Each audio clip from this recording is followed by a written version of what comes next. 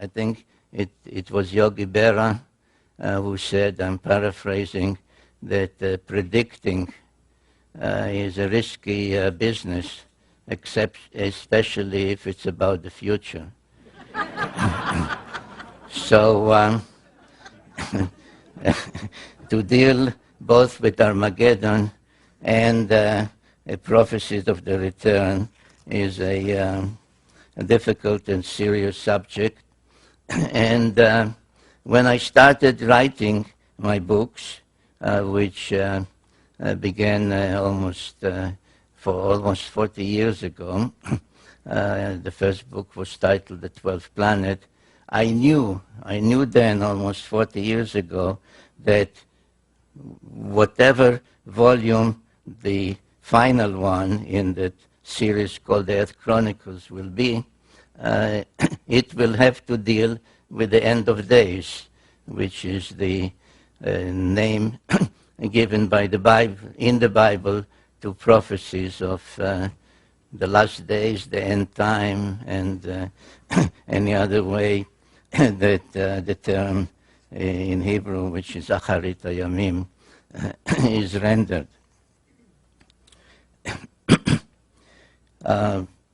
And I really delayed writing that final book for two reasons. Number one is that I felt I need to do more research, and actually took another 30 years of research to be able to give a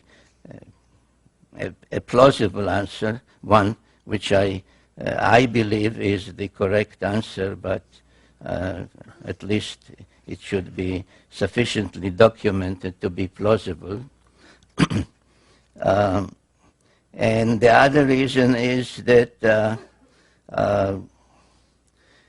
I don't know if everybody will be happy with the conclusions of that book, The End of Days. Certainly, I think many of those that are specializing in the subject of what's about to happen have focused recently on 2012 AD.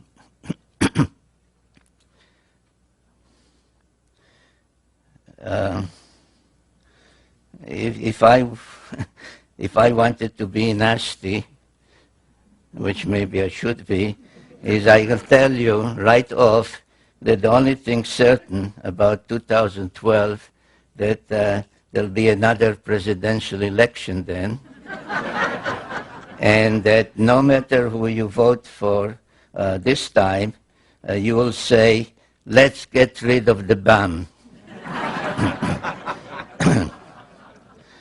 Because otherwise, what is supposed to happen in 2012? It is mostly linked with the so-called Mayan calendar, or Mayan prophecies, and I'll talk about it in greater detail as we go along. But as I understand what others are saying, is that it is a time that something, the present, the past will come to an end, and something will happen.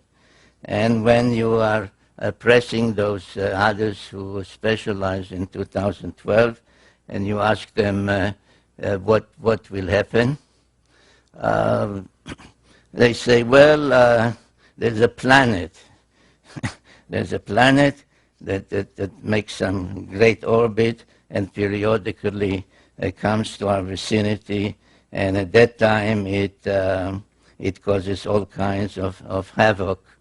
And in connection or in response to such kinds of prophecies, my answer is that, to remind the audience that the same claims were made in regard, I don't know why, but in regard to 2003, and that's when the planet, the unknown planet, Planet X, will arrive, and do all kinds of unpleasant things to us, or maybe good things. And if you will recall, the same kind of prophecies were connected with the millennium, the year 2000. And one way or another, they are always coming back to Planet X. And if you say, what is Planet X? Oh, that is the planet about which this guy Sitchin has been writing. So what is this Planet X, and when really is it supposed to come back to our vicinity, and what is supposed to happen when it does? I started to write about it, as many of you may know, in my first book, The 12th Planet. It took me more than 30 years to research that material for that book. It was published the first time in 1976. The English, not hardcover and softcover, but the paperback edition, which is still selling everywhere, had about 50 printings by now, which is a record for the publishers. The book has been translated into some 24 languages, and I can share with you a personal irritation, and that is that one recent night I was awakened from a sleep which is not easy for me lately to fall asleep, and the phone, which is also a fax machine, rang around 12:30 a.m. And when I checked who is trying to reach me at this time, a fax from Hanoi that the publisher in Vietnam wants to translate into Vietnamese the 12th Planet. And though it's been translated by now to almost any language you can think of, I was thinking to myself, somebody in Vietnam, in Hanoi, after all that that place means to us, this is really something. Now what I did in the 12th Planet, and maybe that is the reason for its success and for its still being so powerfully around, is that I brought to life a civilization that was hardly known before, and that is the Sumerian civilization. I find it, though now more and more I find in articles, in other books, etc., reference to the Sumerian civilization, to the Sumerians, I find that it's still easier for even those who deal with that, like museums, to say Babylonian. For example, there is now in Europe an exhibit from ancient Mesopotamia where 3 museums, the one in London, in Paris, and in Berlin, have combined to put together some of their objects and show them in each one of the 3 places. And they refer to it as the Babylonian exhibit. So almost 40 years ago, when I or anybody else would say to somebody, well, you know, the Sumerian civilization, you would get some kind of a blank look, the Sumerian, what are you talking about? So I brought to life the Sumerian civilization, which was really a most amazing civilization. It blossomed out in what is now southern Iraq, in that part of the world, This is the ancient Near East. This is the Mediterranean Sea, the Red Sea, Egypt, Assyria, Turkey, which was the Hittites then, etc. So about 6,000 years ago, an incredible civilization appeared there, and all those that deal with it use such words as suddenly, unexpectedly, out of nowhere, because there was no gradual or any kind of precedential civilization that you had this and this and this, and this was a higher level, a higher stage. Suddenly, from what we may call primitive, though they were not primitive people, but they were farmers, hunters, etc. But suddenly there appeared cities, high-rise buildings, societal organization, kings, priests,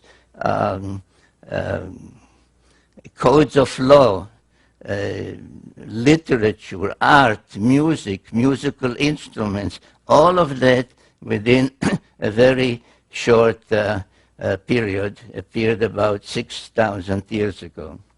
And I sometimes find it necessary to ask people to stop for a minute and think, what is 6,000 years? So we are about 2,000 years removed from the time of Jesus. Now, that time was about 2,000 years removed from the time of Abraham.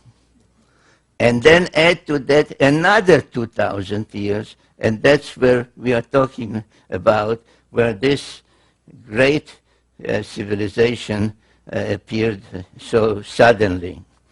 And without devoting the whole evening to that civilization and all the firsts to which we owe a debt. For example, if you look at your watch and you have 60 minutes in an hour, why do you have 60 minutes? Because that's the basic Sumerian mathematical system called sexagesimal base 60.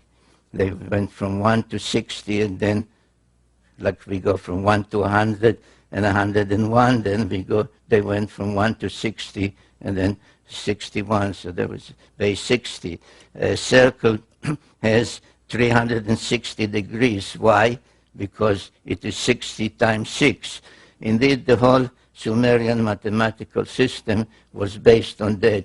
6 times 10 times 6 times 10, etc. So you had 6 and 60 and 360 and 3,600 and so on and so forth, up to very high numbers in going. Some tablets were found starting with mathematical tables with 2,196,000 and tables of division from that. So the legacy of Sumer, be it in the first wheel and so on and so forth, is really incredible. So, but I want to mention tonight at least three of their firsts. One is writing. And they developed a writing system called cuneiform, where the scribe using a stylus would make wedge-like symbols or indentations in wet clay, which when it dried would become a permanent record. I don't have a sample of a tablet with me, but let's say that this is a clay tablet, and I once held up a copy of my book, not this one, this is a DVD, and I said, which one of the two do you think would last another 1,000 years? The printed book or the clay tablet? And the answer is the clay tablet. So we have writing which of course meant a language and grammar and literature and epic tales and lullabies were written down, recipes. For example, in the book, The 12th Planet, I give as an example a recipe for what the French call coq au vin, meaning a chicken cooked in wine. There were proverbs. It's really mind-boggling, but I won't spend the whole evening on that. So writing was one of them.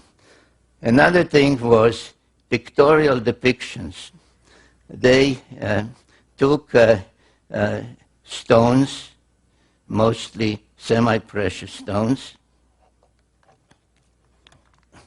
and made cylinders about an inch or so, sometimes longer, but basically about an inch, a cylinder of an inch, and would engrave, and nobody has figured out to this day how, in this hard stone, they would make an engraving in reverse, like a negative, which when rolled on wet clay would become a permanent a permanent depiction, the way we say print our presses, the rotary presses now, the newspapers.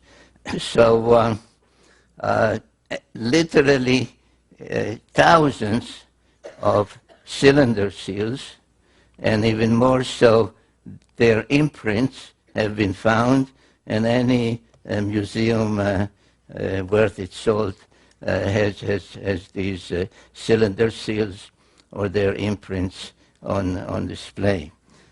And those depictions tell us a lot, and I will refer to some of them. And the third thing that I would like to mention and stress this evening was high-rise buildings. They were the first to use bricks and to build high-rise buildings, like stage pyramids that would rise 100, 120, 160 or more feet high. Some think that these were the towers of Babel, mentioned in the Bible. Actually, it's not so, but every major city, Sumerian city, had a sacred precinct, and the sacred precinct had such a ziggurat, as they were called. And they were used primarily for astronomical observation. And indeed, their knowledge of astronomy, or in the field of astronomy, is one of the most amazing Sumerian legacies. This is, for example, the imprint of a cylinder seal. You can actually see the seal in Jerusalem. There's a museum there called Bible Lens Museum. And this is, if you ask a regular scholar, what is it? They'll show it. He'll say this is a beer drinking scene, because the Sumerians were also the first to invent beer. And drinking beer was a social event. You can see people are coming to participate in that, and beer was drunk through a straw. The way I understand in, say, in Latin America or in Argentina, they drink mate tea with a straw. But as many other cylinder seals, they were decorated with celestial symbols. And if you study this one, you find out that it depicts the sun, it depicts the earth and its moon, it depicts what we call the asteroid belt, which is a belt orbiting between Mars and Jupiter, and nobody knows or nobody, I mean, I say nobody because I do. Others claim they don't know how it came about. It's the remains of some planet that was destroyed, exploded, except that if a planet explodes, the pieces fly in all directions, and in this case, they orbit like a belt between Mars and Jupiter. So you also have Mars and Jupiter. Here's Jupiter. You have the asteroid belt, which we have discovered only in modern times. And beyond Jupiter, you have Saturn and its rings, which we did not know about until the invention of the telescope. Now, this cylinder seal is from about 2000 BC, from 4,000 years ago. So this is an example of the amazing Sumerian knowledge in astronomy. But there is even one more amazing cylinder seal, which caused quite an uproar at the museum where it's kept. It's in a museum in Berlin at the time when I came across its existence. It was East Berlin, but they cooperated with me. They sent me a photograph. And if you ask scholars what is the scene depicted, they say, well, this is the god of agriculture granting the plow, a primitive plow, to mankind. A representative of mankind is introduced by a lesser god to the main god who grants the plow. And just as an aside, I'll say, so you tell those same scholars at the museum or in any of their scientific magazines, say, so there was a god of agriculture and that's how you look. They say, no, that's a mythological scene. That's just mythology. But whatever it is, there is an interesting celestial depiction on this one, and this is what it shows. It shows a star surrounded by planets. Now, this arrow is my addition to enable comparison with our knowledge of the solar system. So we have the sun, not the earth, we have the sun in the center, surrounded by planets, all the planets we know of, in the correct sizes and in the correct order, except that here there's one more planet, right here, between Mars and Jupiter, where the asteroid belt is now. So according to the Sumerians, there was a planet there, probably, or one must conclude, the planet which apparently broke up somehow. Now, if you could get hold of Sumerian guy and said to him, what planet was that and what is the somehow, how did that planet break up? He'll say, well, that's you're asking me something that is been written about in one of our books. It happens to be a clay tablet, not the way we think of books. And that tablet is actually part of 7 tablets. And once they were discovered in a library in northern Mesopotamia, in an ancient library in northern Mesopotamia, and the contents of that story on those tablets was deciphered. They have since been referred as the 7 tablets of creation, paralleling the biblical tale of the 7 days of creation, 6 days of actual creation, and then 1 day in praise of the Creator. So this is one of the tablets, I think the 4th one out of the 7, known as the Epic of Creation. or sometimes known by its opening lines, which is how the Sumerians used to name their epic tales or their tablets in library catalogs, because they were actually set in libraries, and on each shelf there was a tablet that listed all the texts that are on that particular shelf, like a catalog tablet. So no, it's not sometimes known by its opening words, Enuma Elish. Now, what does the Enuma Elish say? The Enuma Elish tells the story how the Earth came to be, how our moon came to be, how that extra planet came to be, and indeed how the whole solar system came to be. And I devote in the 12th planet, and then in another book, Genesis Revisited, chapter after chapter to explaining this epic of creation. But I'll just give you now the the gist of it in a couple of minutes.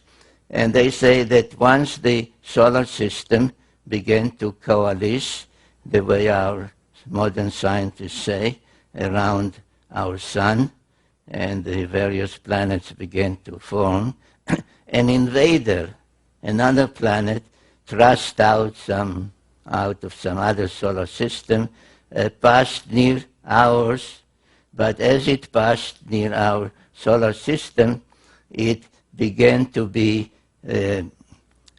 pulled in by the gravitational pull of all those other planets, and changed course.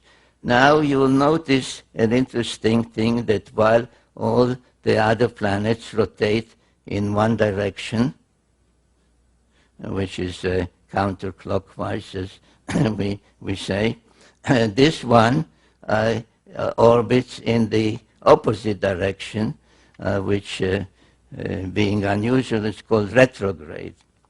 But as it was drawn in the opposite direction, inevitably it collided with one of the olden planets in our solar system, which in the Enuma Elish text is called Tiamat. And this planet, the invader, which later was named Nibiru, acquired various satellites or moons as it was passing by the other planets. Tiamat, which is treated as a female celestial entity, had 11 satellites, one of them quite large, unusually large, called in the tale Kingo. And when the clash finally occurred, it referred to in those texts as the celestial battle. Tiamat was hit twice, actually. This is just one of the drawings from my books.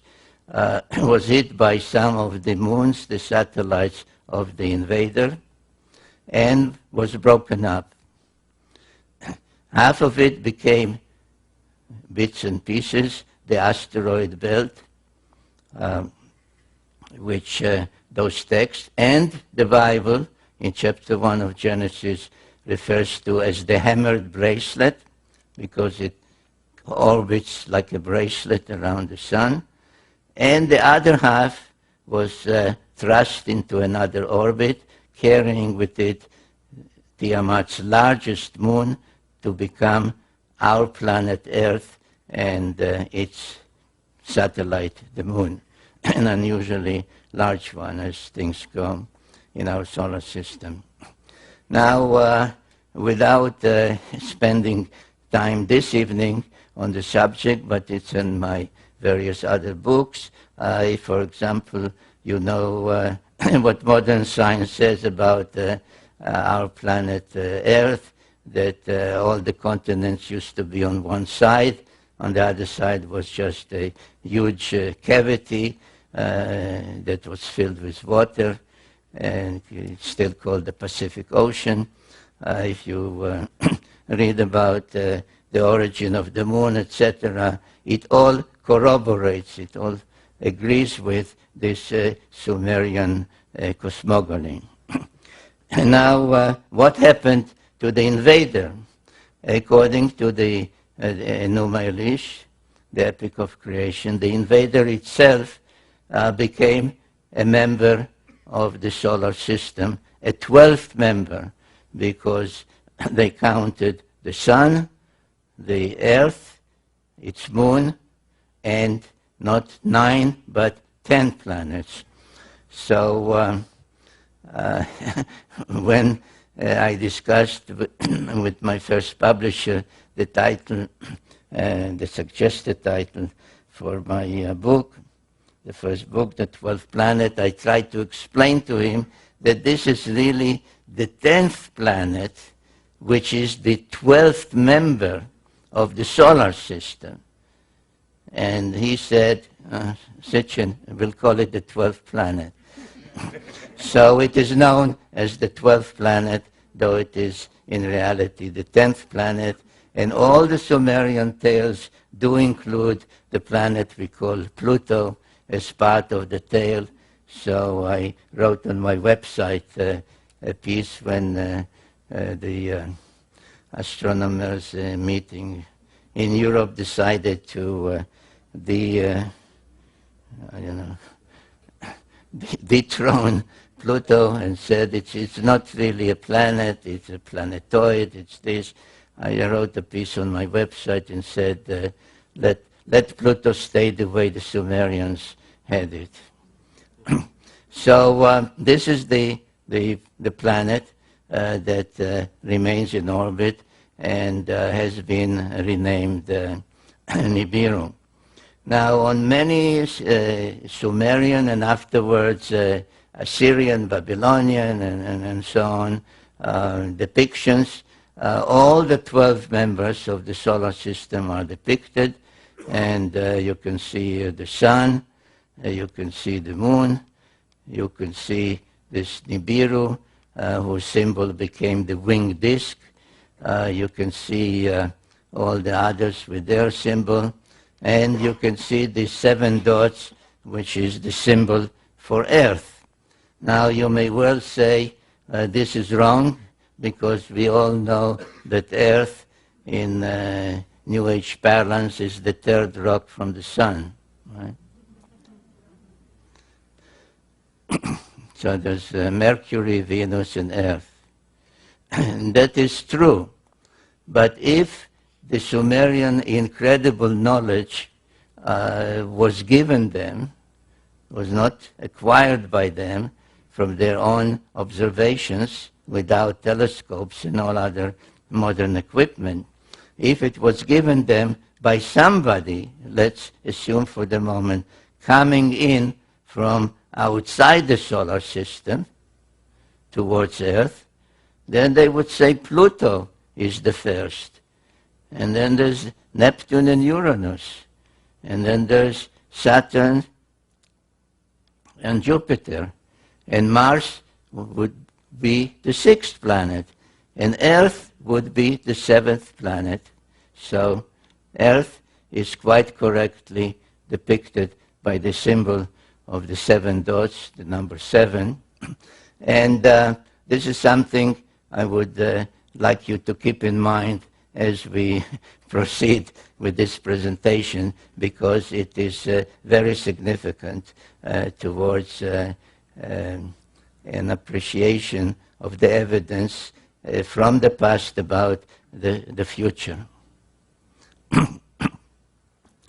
Now, the obvious question that anyone, including myself at the time that I started to research and investigate all that, would ask himself is, how could possibly the Sumerians know all that, that the sun is in the center, and that's how this solar system came into being, and there was an invader, and the invader has this great elliptical orbit, etc.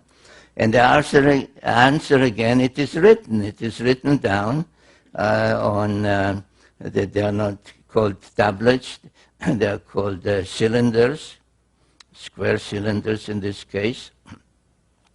And this one in particular, another one like it, can be seen by any one of you if you go to England, to Oxford, to the Ashmolean Museum. And this is called the Sumerian King List. And it says that about 430,000 years before the deluge, people called Annunaki, in this text, called Annunaki, came from their planet and visited Earth and brought civilization to Earth. In fact, it says, this and other records like it, say that civilization was brought down, and the term used in the Sumerian for the civilization is kingship. That kingship was brought down first time before the deluge and was brought down to earth from the heavens the second time after the deluge. And then there are tales, very detailed tales, telling us that at one time a group of 50 Anunnaki, led by a leader whom they call Enki, came from their planet, that same planet, the planet X or Nibiru, came to Earth, and they did not crash land here. Their spacecraft was not just passing by, and they said to each other, "Hey, look at that rock down there, let's take a look at it." They came for a reason, they came for a purpose, and the purpose was that they needed gold. They needed gold with which to protect the dwindling atmosphere on their own planet. And the tales, which are very detailed, then tell how Enki came and tried to obtain the gold, how his attempts to get it, to extract some gold from the waters of the Persian Gulf did not succeed, so they had to turn to actual mining. And then another leader was sent called Enlil, and etc., etc. So what happened? And there are many statues of Anunnaki, male, female, but this one of Enki is the only one where his fist, if you can discern it, is made of gold, which I believe indicates the purpose for which he came. Now Enki stayed on Earth quite a long time, and at some point felt that he ought to tell his story of what happened on their planet that made him and his group and the other Anunnaki come to Earth, and what happened on Earth after they came and landed here. And there is an actual text known to any Sumerian or Assyriologist, as some call themselves, that they will say, yes, there is such a text that is an autobiography of Enki that starts by saying, when I approached the earth, I saw greenish marshes. We splash-landed in the waters. We waded ashore. I commanded so-and-so, and the name is given, to test water and see if there's potable water. I commanded so-and-so to build us some kind of shelter. I commanded so-and-so to see if there is edible food. And so on, line after line in those tablets. Unfortunately, the complete text of that autobiography of Enki has not been found, only fragments of it. I used about 800 different sources to reconstruct the story of Enki, because I felt at some point in my own writings that it is not enough to tell the story of what happened here through the prism of the Sumerians, or to some extent the Old Testament, the Hittite writings, etc. But it is also important, especially to know why they came, what happened on their planet before they came, through the eyes and through the speech of one of them. And I chose Enki because he did dictate an autobiography. And the tale that emerges from all those sources is that after they landed here and could not get the gold just by extracting it from the waters of the Persian Gulf. This is the Persian Gulf, and this is today's Iraq. Another leader, a half-brother of his called Enlil, came. He was more a commander, and he was more a scientist. Another member of their family, they were all children of the ruler of Nibiru, called Anu. Another member, a female, who was a medical doctor, came and assisted also.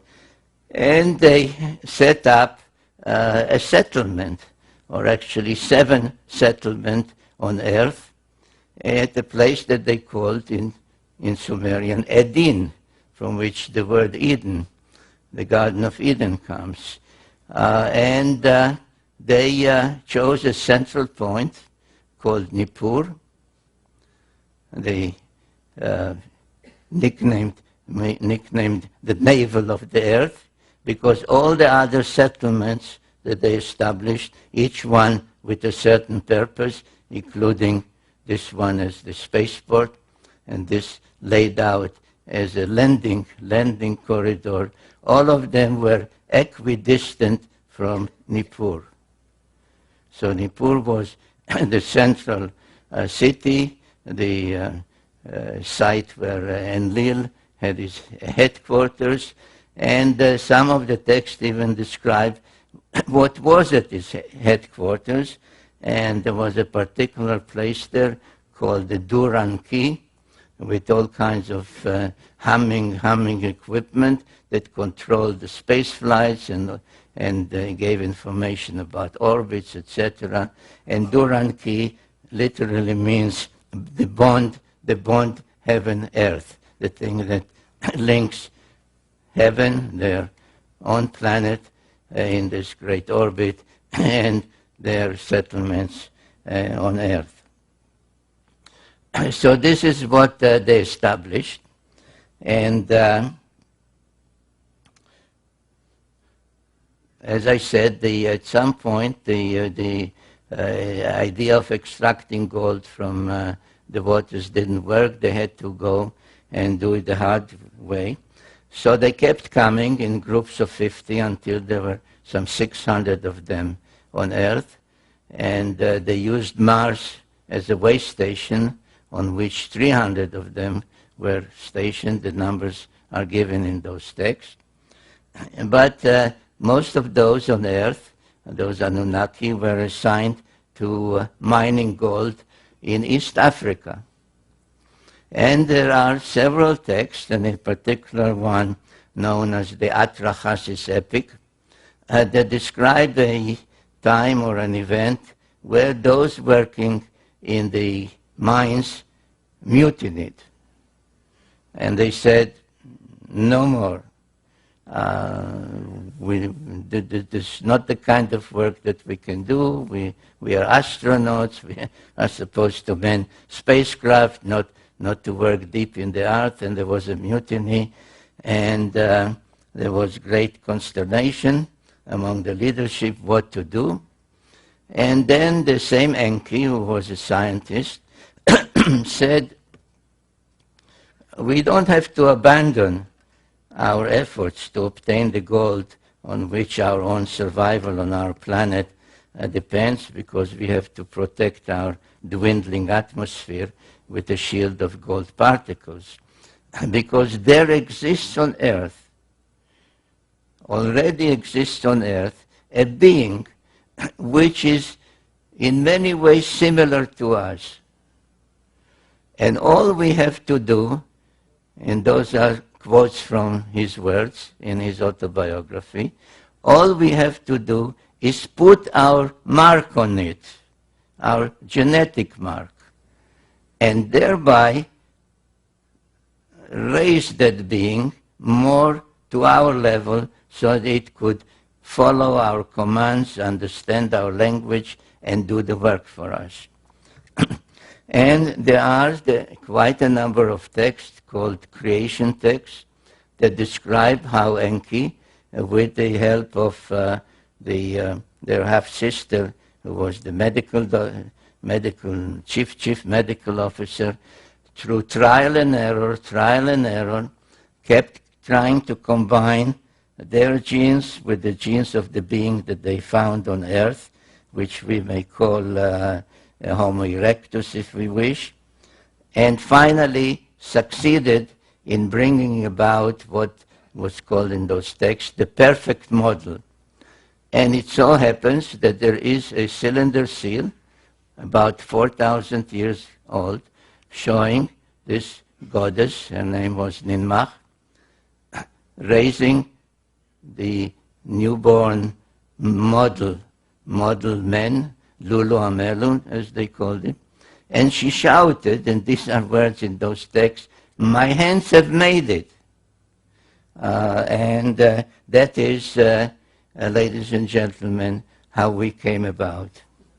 This is the long story, which I gave you as briefly as I could, of what the Bible says in chapters 2 and others of Genesis, that a group called the Elohim, which is a plural term, literally meaning the lofty ones, translated God, said to each other, "Let us," in the plural, "let us fashion the Adam."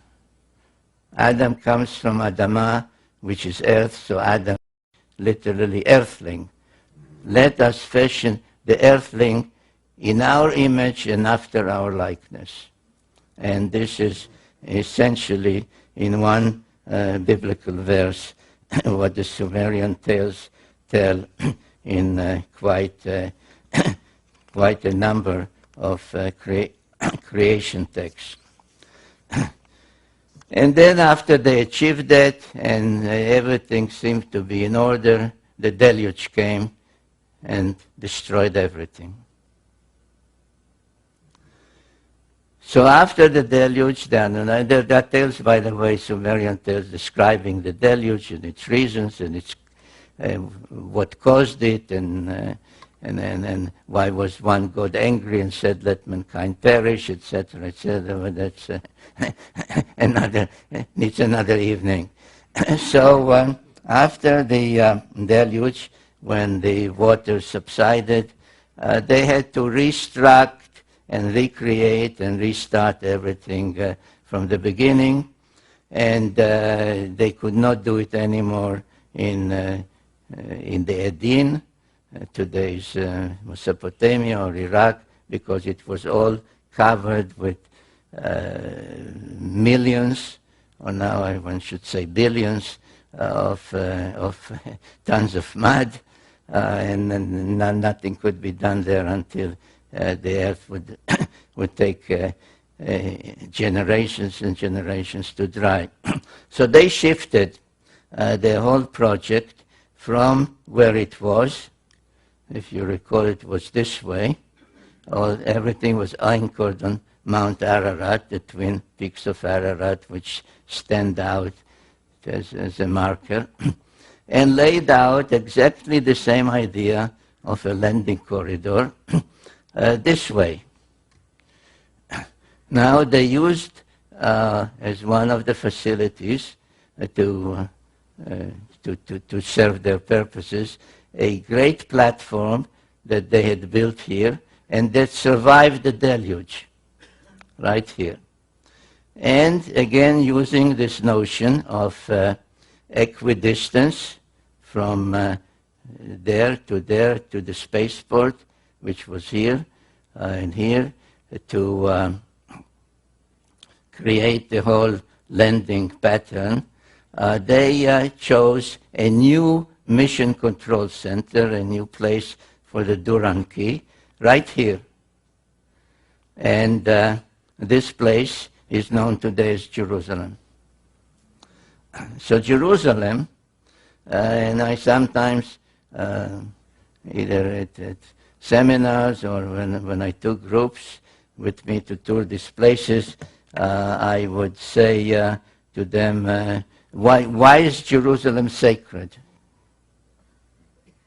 I say, well, it is sacred to Muslims because the tale is that Muhammad was taken from Mecca or Medina one night on a winged horse and brought to Jerusalem, and there he was taken aloft and visited heaven for one night. So that's. But why was Muhammad taken to Jerusalem? Why wasn't he lifted just from Mecca or Medina? Well, because that place was already known as a sacred place, because the Christians believed that that's where Jesus preached and was crucified, etc. So I said, so why was Jesus crucified in Jerusalem? He was born in Bethlehem. He came from Nazareth. Why Jerusalem? Well, because that's where the temple was. The Jewish temple, the Temple of Solomon. So why was the Temple of Solomon there? Well, people don't know. So I tell them, well, it was there because the same Annunaki who had this pattern and had Nippur as the navel of the earth and mission control center before the deluge, set up this layout and made Jerusalem Mission Control Center after the deluge. And equidistant from it is the spaceport and Twin Peaks, emulating the Twin Peaks of Ararat. Twin Peaks are here in the Sinai Peninsula, and Twin Peaks, artificial ones, because there were no mountains there. So they built two mountains known as the Giza Pyramids. Now, things did not go so well after the reconstruction and the setting up of the alternate mission control center. The Anunnaki, who, according to the tales by Enki and others, were engaged in almost constant wars on their planet, had at the time a leader called Anu, but he was actually a usurper. He usurped the throne. And under the Sumerian sexagesimal system of 6 times 10, 60, etc., he ranked as the top rank 60. And his successor was a son called Enlil, who was given the rank 50. But Enlil was not the firstborn son. It was Ea, or Enki, as previously known as Ea, Enki, who was really the rightful successor, but he was demoted to rank 40, and so on. So there was a pantheon of 12, matching the 12 members of the solar system, and matching other 12, without belaboring it, 12 months of the year, 12 tribes of Israel, 12 disciples of Jesus, and so on. So 12 was a celestial number. So the relationships were such that the conflict was almost inevitable, especially since it had a lot to do of who was mothered by whom, who was the father, who was the mother, if this one was also the son of Anu and Antu, then he was this rank, but if this one was only the son of this one, but not this queen, he had another rank. So the relationship was quite confused and convoluted and leading to conflict, which soon appeared on earth. And one of the events that took place, relatively too many years after the establishment of that great pattern of landing pattern in Jerusalem and the Space Force, etc., and the 2 artificial mountains in Egypt, was that wars broke out. And the first war that I named in my book, The Wars of Gods and Men, the Pyramid Wars, because there was a series of them, had to do with these facilities, because in the Great Pyramid, one of the two especially, which is the only one that has an ascending passage and chambers, all the others have just a descending passage, they were a prize that one side tried to deprive from the other, and the first series of pyramid wars took place there. In that particular war, the two main protagonists were the main son of Enlil, called Ninurta, and the main son of Enki, called Marduk. And in that war, it was Ninurta who was the victor, and his victory was commemorated in some cylinder seals and other depictions. This was his symbol, the eagle, and this was his victory's depiction, how he won the war over the two pyramids, and another depiction where you see actually all three pyramids. And this, by the way, is another of the proofs, of which I have many, and I deal with it extensively, of who built the pyramids and when they were built, and that you see that already in Sumerian times, which preceded the pharaonic times by thousands of years, the existence of the pyramids was already known. Around 2900 BC, a Sumerian king called Gilgamesh went in search of immortality. Now, the whole business of immortality doesn't really exist, because all the tales tell us that these so-called gods, the Annunaki, were both born and died. And there are tales about both birth and death. But it is all relative. That's why the Greeks called the gods, they borrowed the Sumerian pantheon, they called them the immortals. But it was only a difference in what a year is. If the Anunnaki come from a planet whose orbit is about 3,600 of our years, to them it is 1 year. If you would ask an Anunnaki, how old are you? He'll say, whatever, I'm 20 years old, which means my planet, Nibiru, made 20 rounds around the sun. If you ask somebody here, so we won't ask people for their ages, of course, but you ask, how old are you? And he'll answer, it means my planet, where I grew up, to which I genetically belong, made X number of orbits around the sun. That's a year. So, but anyway, Gilgamesh was the son of a goddess.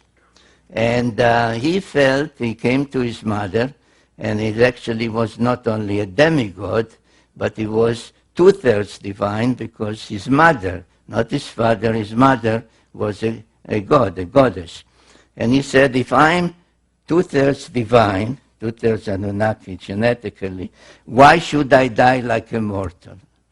And she said to him, you're right, but in order to attain our longevity, you have to go and be on our planet. So he went in search of immortality, and the Epic of Gilgamesh is a well-known literary work from antiquity, translated in antiquity already in many of those ancient languages. Now, where did Gilgamesh go in search of immortality? He had to go to places from which he would be taken aloft to the planet of the gods. So if you remember this design, this is what I showed you. This is Jerusalem, which is only mission control center. He had, and this one, where is it? This one was destroyed in the pyramid wars. So he had two places to go. One was the great platform in the mountains here, and one was the spaceport itself. And so around 2900 BC, almost 5,000 years ago, he went in search of a place to be taken aloft and join the gods on their planet. Now the first one that I showed you, this one, is in the mountains of Lebanon. The great cedar forest there is depicted and described in detail in the epic tale of Gilgamesh. And the text says that he witnessed on the night before he entered or tried to enter the place, he saw a rocket launched. And lo and behold, archaeologists have discovered a Phoenician coin from a place not far from there that shows the great platform and a rocket ship on a podium. So it did exist. Now that place still exists and can be visited. I went there at some risk. I would not advise you to go at this time because it's the headquarters of the Hezbollah in Lebanon. But the place is called Baalbek, and there is there a vast stone platform of about 500,000 square feet. And here at this northwestern corner, there are ruins of temples built over temples. The latest one are Muslim and Byzantine and Roman, but they are built on or over a platform that pre-existed. And these are some of the most ancient ruins that you see there, of levels that keep rising from down there, rising and rising and rising and rising and rising. And these stone blocks weigh between 600 to 900 tons each. And the immensity of the place is mind-boggling. Even more mind-boggling is one of the courses in the western wall of that enclave, on the western wall, on top of these huge boulders. And the three of them, 1, 2, and the third one, known as the Trilithon. This is the drawing, the image. This is a line drawing of a person, so you can see the scale.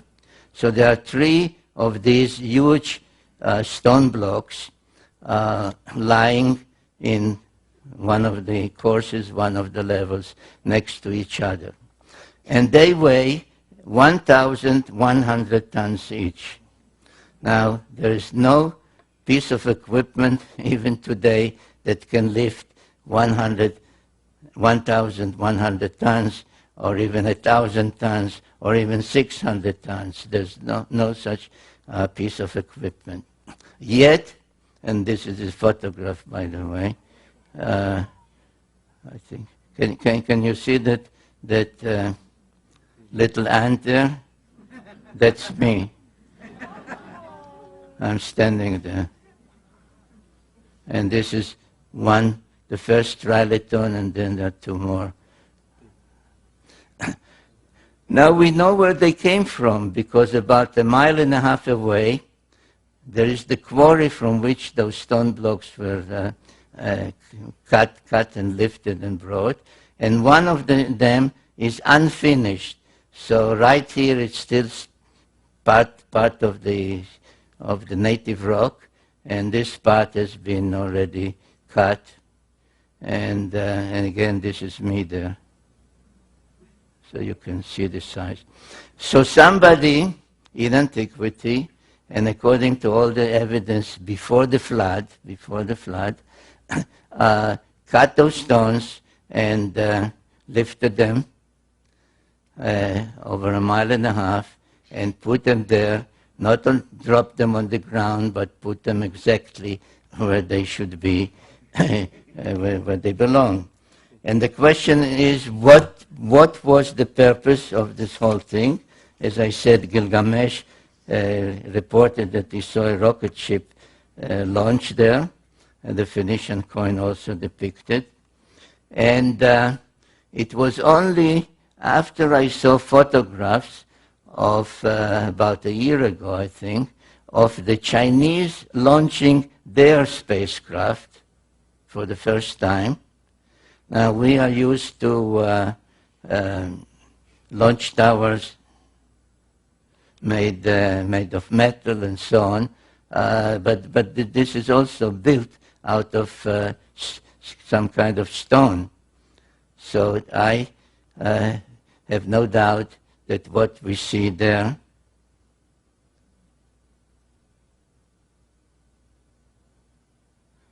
now, where's the one?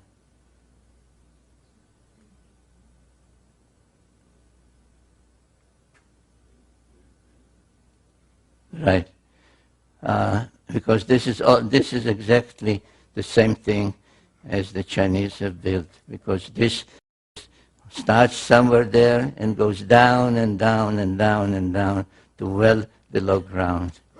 So this was a launch site to which Gilgamesh went around 5,000 years ago in order to be lofted to the planet of the gods, Nibiru. But he failed. There's a whole tale that he had a companion, and they killed the sacred bull, the bull of heaven, and had to escape for their life. So it didn't work. So he didn't give up. He went to the other destination, which, if you recall a previous slide, was the spaceport in the Sinai Peninsula. And what was there we also know, because the Egyptian has depicted it, and this is a depiction found in the tomb of an Egyptian called Hui, who was the governor in ancient times of the Sinai Peninsula. And in his tomb, the burial chamber is surrounded on the walls with depictions of scenes from the lands where he was an official. And this is from the Sinai, and I think you can see that this is an underground silo, because you see the ground level with trees and giraffes, etc., and you see it multi-stage rocket ship and the command module sticking out from above ground. So this is what existed in the Sinai Peninsula. Oops, we go forward. Right. And again, like in the Sumerian tales, there are Egyptian texts. The collection is called the Book of the Dead, because the Egyptian pharaohs claimed that they have, by being a pharaoh, they were divine, semi-divine, demigods, and had the right after they died, in an afterlife, to join the gods in an afterlife. So after they died, according to the Book of the Dead, they went on a simulated journey to the spaceport, to where the spacecraft or rocket ships are, and then to be taken aloft. And the Book of the Dead has many illustrations. This is just one of them that shows the 4 pilots that welcomed him aboard the spacecraft, one of the pharaohs. So there's no doubt that there too the facility for being taken aloft did exist. However, it does not exist anymore. Baalbek still exists in ruins, but the spaceport in the Sinai does not exist because in one of the next wars between the various clans of the Annunaki, the Enlilites, the Enkiites, Ninurta, Marduk, etc., they resorted to the use of nuclear weapons. And the spaceport in the Sinai was a target. And you can see to this day 2 things. One is you can see the immense cavity to this day from space. This is a NASA photograph. And the crack in the peninsula is a result. And if you go there, which I did by myself and with a group, if you go there, you find in that particular spot, you find in the middle of pure white limestone mountains. Everything is pure white. You see a huge field with broken, burnt, and totally blackened rocks. And one of the visits, I took samples. They were tested. There's possibly some radioactivity, but it's inconclusive. But in 2024, almost 4,000 years ago, the Anunnaki resorted to the use of nuclear weapons. There is a long text called the Era Epic, E-R-R-A, Epic, that describes the reasons, who did it, how they did it, what the number of nuclear weapons that were used in 2024. The unintended consequence of that was that a wind blowing from the Mediterranean brought what they called in those texts, they're called lamentation texts, they called the evil wind that brought death to everything alive in Sumer. As the nuclear wind passed, reaching from the Sinai to Sumer, it did not destroy anything. The lamentation text lament that the stalls stand, but the animals that were there are all dead. The houses stand, but everybody who lived in the houses lies dead in the streets, on the roofs, etc. And that was the end of the great Sumerian civilization about 2024 BC. And in that one, unlike in the previous wars, where Ninurta, the son of Enlil, was the victor, Marduk, the son of Enki, was the victor, and that was the beginning of the rise of Babylon. Instead of Sumer and Enlil and all the others, it was now the era and the time of Marduk and the Babylonians. Now we are starting to leave ancient history, and we are starting, or I'm starting, to take you by the hand and lead you not only to the present, but also to the future. And to understand where history is taking us, this map is the key to it, and please try to remember it. If you recall the layout of the landing corridor from Mount Ararat this way, and Jerusalem as Mission Control Center, the spaceport, the Giza pyramids, and the place in Lebanon called Baalbek today. These are the 4 space-related sites that if you keep them in mind, you understand what happened afterwards, what happened in recent times, and what the present conflict is all about. When the dust, let's use that expression, the dust of the nuclear explosion and the demise of Sumer settled,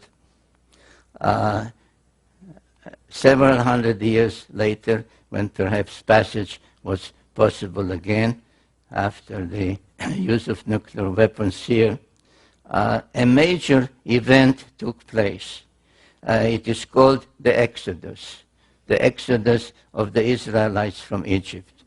And the Bible says that after about 400 years, God remembered.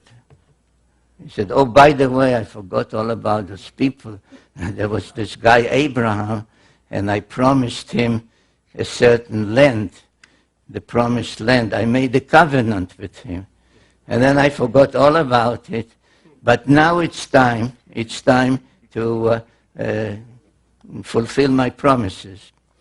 And the Israelites left Egypt, and I didn't write it yet in any of my books, but I can tell you now that if I ever do, I will tell you that the starting point of the Exodus was the Sphinx, because the Sphinx gazes precisely along the 30th parallel towards the spaceport. There was, of course, no more spaceport there, but the mountains remained, and the mountain which held the various facilities was there, and the Bible calls it Mount Sinai, the mount in the Sinai Peninsula, Har Elohim, the mountain of the gods, of the Annunaki. So they were sent here on this Exodus to resume the relationship, the commandments, etc., which required for them to proceed to accept all the moral teachings of the Sumerians. I think in my very first book, The 12th Planet, when I talk about the Sumerian law codes, I say everybody, most people know about the ancient law codes, Hammurabi, the Babylonian king. His law code, which is on a stone block in the Louvre in Paris, is a code of crime and punishment. It says, if you did this, that's your punishment. The Sumerian law codes, and there's one, for example, by a king 1,000 years before Hammurabi, 1,400 years before Hammurabi, that was a law code of justice that said you shall not take away the donkey of a widow. You shall not delay the wages of a day laborer. Those were the Sumerian law codes. So these were the Sumerian commandments, the Sumerian moral laws that had to be reaccepted, renegotiated at Mount Sinai. And once they were, they had to continue. There was difficulty in going straight. They went around, but anyway, finally they got to Jerusalem. And what did they do once they got to Jerusalem? They built the temple to Yahweh on a platform that existed there. And if you have not done it yet, I urge you to go to Jerusalem, because along the Western Wall, this of course doesn't exist anymore. This is now replaced by a Muslim structure. Along this Western Wall, just as along the Western Wall in Baalbek, in the landing place of Gilgamesh, and this is an aerial photograph, This is the area that's called the Temple Mount. And this is where the temple stood, and the Holy of Holies, and the Ark of the Covenant.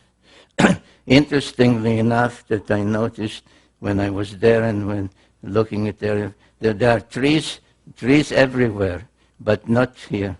Nothing grows here. So this is the western wall, and an opening was made along the western wall after being blocked for thousands of years.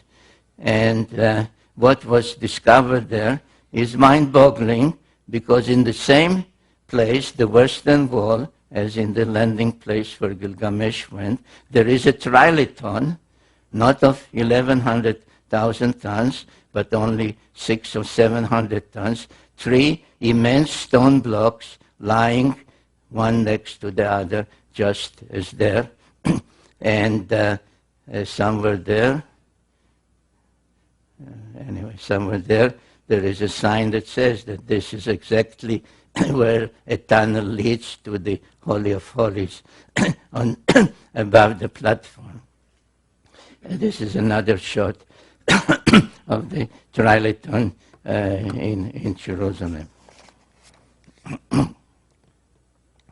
Now, when Yahweh, the God of the Bible, commanded David and then Solomon to build a temple exactly on a pre-existing platform, this is what he said. These are exact words in translation. And if you, I cannot read from this angle. Will anybody read out loud, please? Thus has said the Lord Yahweh, this Right. is Jerusalem. In the midst of the nations I placed her, and all the lands are in a circle round about her. Well, in the midst of the nations, in the center of the circles. Well, that could not be more explicit that this is the layout of the Mission Control Center.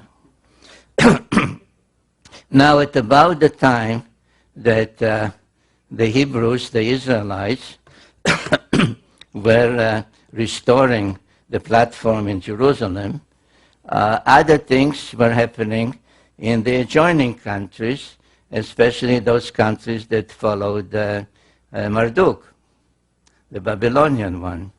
In Babylonia, on cylinder seals, the sign of the cross began to appear.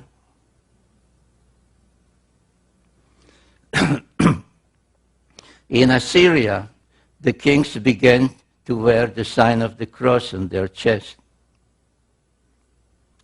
The same happened in Egypt. Now, these are all from around 1000 BC, 900 BC, 800 BC, 700 BC. Now, what does it mean? What does it signify? Well, the sign of the cross, it may come as a surprise to my Christian friends, the sign of the cross is not a new sign, and not a sign developed or invented at the time of Jesus. This is a very ancient Sumerian sign, and each time that the planet Nibiru, that usually was depicted as a winged disk, was on its way back to our vicinity, each time that the reappearance of Nibiru was expected, the depiction, the symbolism for Nibiru, for the planet, changed from the winged disk to the cross. So this one, for example, this is one of the most ancient ones. This is another one. This is when agriculture was granted to mankind, and so on. And if you look at the orbit of Nibiru, roughly 3,600 years, in my book, The End of Days, I explain why the orbit might have become a little shorter only 3,450 years. But anyway, we can work with this 3,600, which is a good round number and part of the sexagesimal system. 6, 10, 63, 60, 3,600. So from the time that Nibiru was in our vicinity, making the great round around the sun, which is called the perigee, the point closest to the sun, he goes out, slows down, reaches this point, the apogee, and then starts on its way back. So at some point, the planet is here, or here, or here, or here, or here, or here, and at some point, the anticipation of its return begins. And that's, I suggest, is when the sign of the cross began to reappear. In one of my books, The Wars of Gods and Men, I deal with all the various wars that took place, not only the very early ones, but in particular the ones that started to become more frequent and more ferocious as the return of Nibiru became closer and closer. It seems as if it became much more important who would be in control, who would welcome them, whose particular aspect of religion would be more predominant, etc. And it was at that time, precisely around 750 BC, that the biblical prophecies also started. They started with the prophet Amos around 750 BC. Now, in general, no distinction is made by people writing on the subject, and most of whom really don't know Hebrew, so they rely on translations. The whole thing, biblical prophecy, is taken as as one lump subject.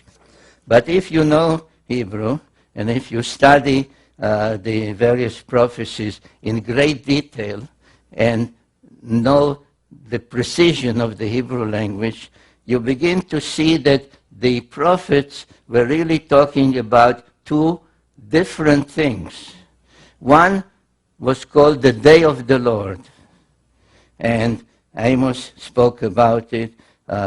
Another, I think, I quote Habakkuk, I can't see from this angle. Anyway, they started to talk about the day of the Lord. The day of the Lord is coming. The day of the Lord is near.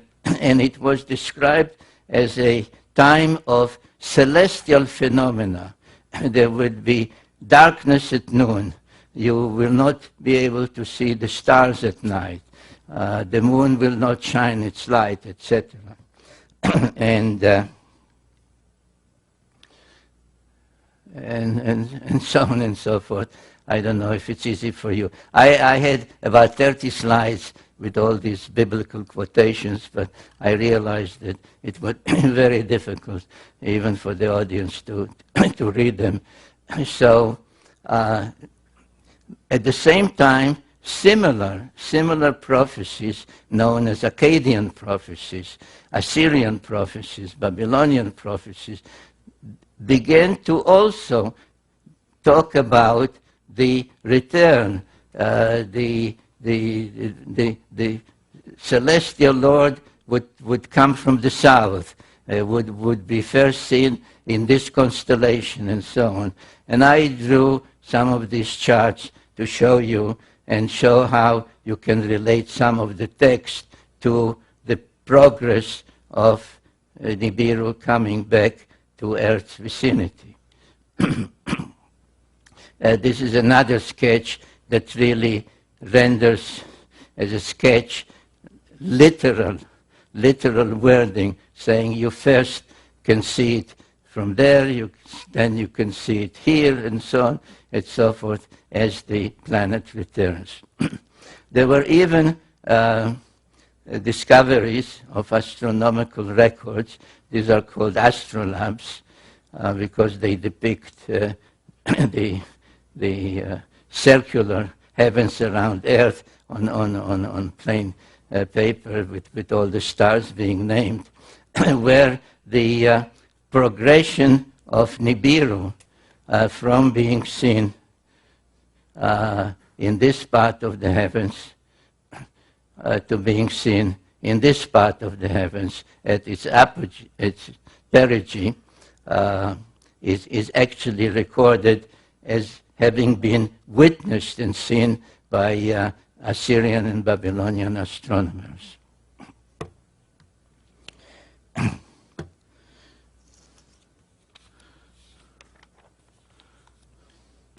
Well, this is one of the texts accompanying one of the astrolabes. And as becomes obvious as you study all these texts, that the main feature they are talking about is a day of darkness, darkness at noon, the sun will not be seen, etc., which we can say they are really talking about the solar eclipse. And the Assyrian records, I think that's what I showed in the previous slide, talk about a darkness at noon and an eclipse at an unexpected time, because all these eclipses could be predicted. They had enough knowledge to predict solar eclipses, lunar eclipses, etc. So in exactly 556 BC, and this is a sketch, a sky map prepared by NASA, not by me. In 556, an unusual and unexpected eclipse, darkness at noon, took place. And it is my conclusion in the book, The End of Days, that is exactly when Nibiru last was near Earth and created that eclipse. So if you go back to the problem posed by 2012, and you say, well, 2012 is when Nibiru is expected to return and do this or do that, and be a good omen or bring harmful things, will be the apocalypse, the end. It does not work, because the last time that Nibiru was near Earth was 556 BC, and if it has an orbit of about 3,600, 3,400, 3,500 years, it ain't coming back in 2012.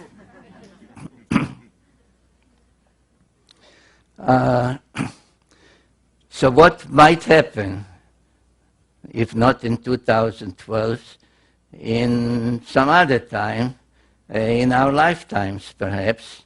And this takes me to the other part of the biblical prophecies, where I told you that there were really two things that were discussed and prophesied from about 750 BC to about 550 BC, the time of Ezekiel.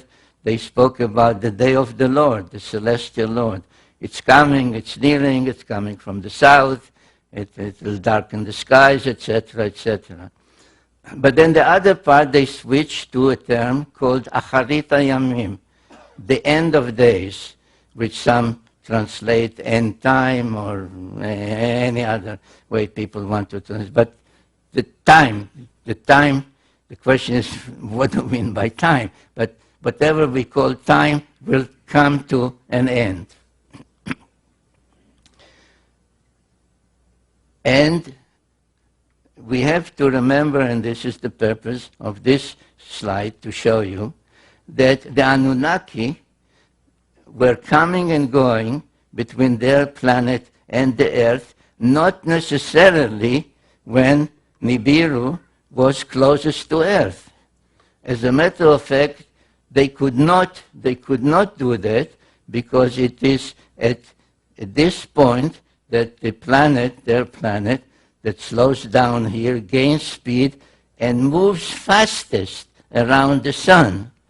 So the only way they could come here was if they left their planet ahead of time and speeded ahead of the planet and were here and then rejoined their planet, or when the planet was starting on the way back to slow down, then they would, as if literally, fall back towards the sun and come to our vicinity. So there were all kinds of ways, and there are tales. There are tales about this god, this goddess. There is a tale about a king called the Tana who was taken to heaven. He was afraid to continue the trip, and he started to see the earth become smaller and smaller. There was one of the sons of Enki by an earthling woman called Adapa, who was taken for a visit with Anu in heaven, taken and brought back. So he did not stay 3,600 years on Nibiru. So comings and goings are possible even when Nibiru is not precisely at its closest to us.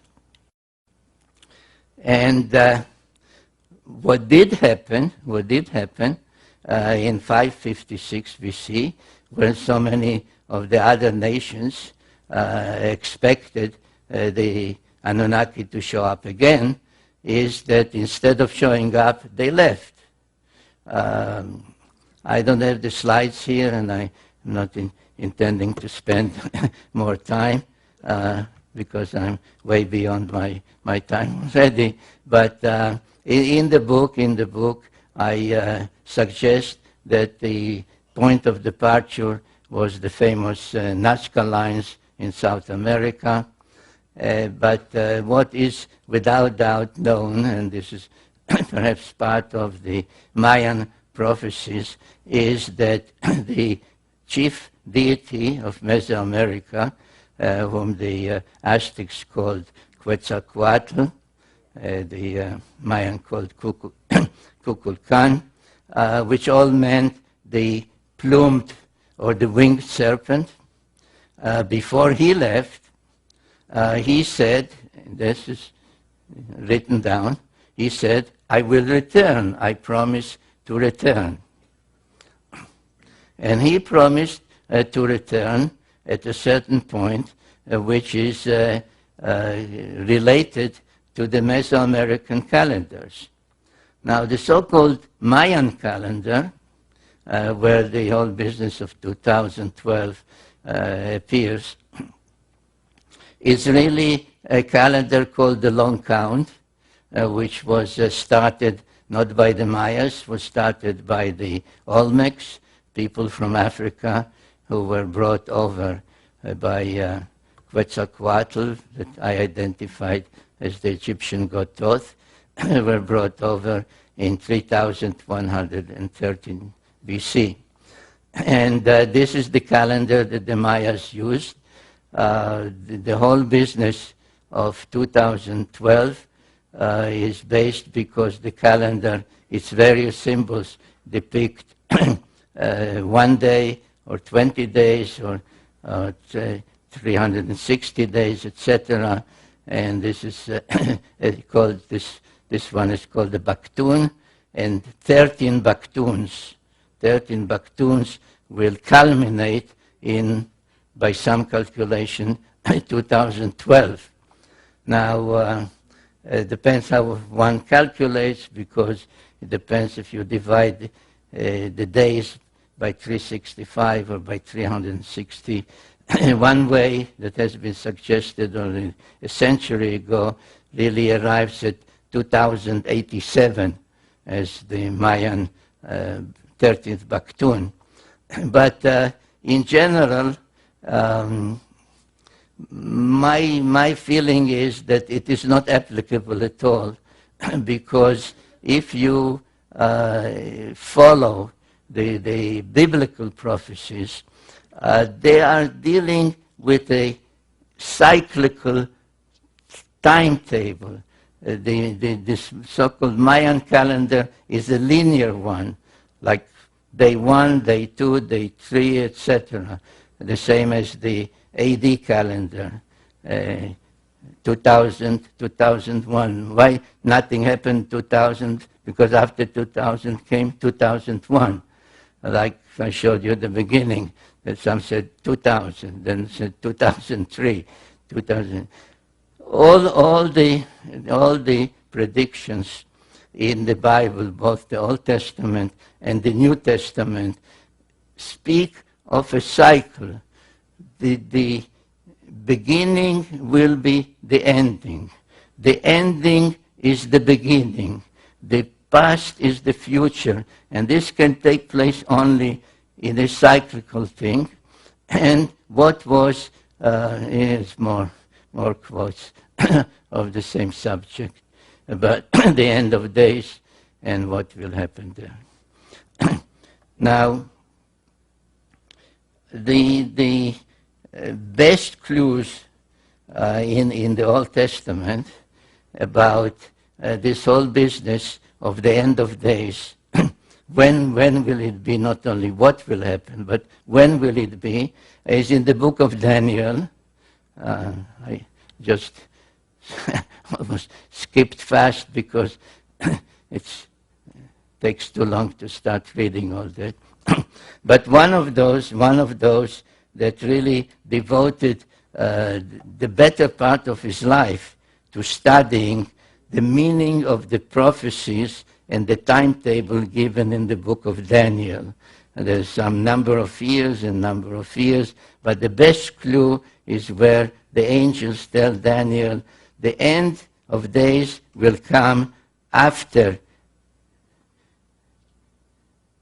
half time, and 2 times.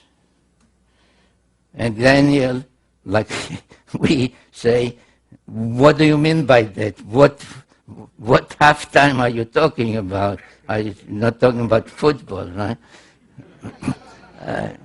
And he was left with no answer. So Sir Isaac Newton, who is known more about celestial orbits and such other things, spent most of his time delving into those prophecies and trying to calculate them. And a handwritten document by him came to light relatively recently, 2-3 years ago. And when it came to light, the news headlines were that Sir Isaac Newton calculated the end of days at 2100 AD, 2160 AD. I was fortunate to be able to obtain a photocopy of that handwritten page, which is written front and back. In the book, The End of Days, I give what it says. I quote what it says. I do not show the photographs because I have no permission to do that. So you are now seeing, you are the first ones to see the photograph of the handwritten document by Sir Isaac Newton. And he calculated also in 3 ways. And the number 2160 does indeed feature heavily in his calculations. But when I looked at his calculations on the back of the page, I said, oh my God, he is talking about zodiacal times. Because one of the things, again, a so-called Sumerian first, was the devising of the zodiac, of calculating how the earth on the first day of spring here, after a full year, does not precisely return to where it was, but is slightly retarded. The retardation amounts to 1 degree of 360 in 72 years, and a 30-degree zodiacal house, therefore 30 times 72 is 2,160. So the mathematical zodiacal time is 2,160 years. And there's no doubt, though, the beginning of the zodiac is attributed to the Greeks, that the Sumerians knew it. They named all the 12 zodiacal constellations in the correct order. This is all Sumerian names. They depicted them the way we still use to this day. So there's no doubt that they knew the zodiacal times. But again, as with other things, how could they? How could any immortal Sumerian not only measure the delay of 1 degree in 72 years, but of 30 degrees of the shift from one zodiacal house to another in 2,160 years? And the answer is that, again, this was a Annunaki device and not a Sumerian device. And what is important to keep in mind is that the time scale, so that's perhaps when the ancients told Daniel time, half time, 2 times, that they were talking about divine time, the Annunaki time, is because I ask myself, and I give that answer also in the book, The End of Days, is what prompted, what caused the Annunaki in 2024 BC to resort to the use of nuclear weapons? What was the problem? And the problem was that Marduk said that the age of the bull, the age of Taurus, which was the age of Enlil, is ending, he said, and my age, the age of the ram, the age of Aries, is beginning. He claimed that this is the correct zodiacal scale. So he said around 2200 BC, the age of Enlil, the age of Taurus, has ended, and my age, the age of Aries, has begun. The others, and this is all in those texts, by the way, the others said to him, no, you are wrong, because don't go by some chart. Look at the heavens. In the heavens, on the first day of spring, we are still in the age of the bull. We are still in the age of Taurus. Why? Because the three zodiacal constellations of the bull, of the ram, and of Pisces are not the same size. So, though Marduk claimed that his age is already begun, it was still observationally, really in the heavens, the age of Enlil, of his rivals, Ninurta, and so on. So this was such a bitter fight that they resorted to nuclear weapons to deprive each other of the spaceport. Now, there is another cylinder seal. It is at the Hermitage Museum in Russia. There's no doubt about its date. It's 2500 BC. And it shows, in my opinion, without doubt, an astronaut on the 6th planet, which is Mars, greeting an astronaut on the 7th planet, which is Earth. You remember, I asked you to keep it in mind, Earth and its moon. And between them, there is a spacecraft. So, a return of the Annunaki with a stopover on Mars, one greeting the other, has occurred. And there is a date. There is a date on this cylinder seal. Do you see the date? Pisces. The age of Pisces.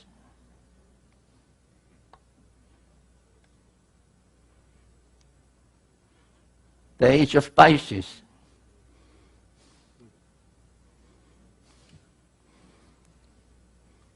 So does this mean that the return of the Anunnaki and the end of days, with its 2,160-year calculation, will still come about this century? Maybe. Because there is a because, ladies and gentlemen. Because just at the place that, according to the New Testament, is called Armageddon, where the final war will take place, a mosaic floor in the first church ever built in the Holy Land, since the time of Jesus, has on its floor the sign of Pisces. This was discovered 2 or 3 years ago at Armageddon, which really means in Hebrew Har Megiddo, the Mount of Megiddo, which is in Israel. Now, are all these omens, or is it just a tale to tell you at ARE? I don't know. I believe that these are omens.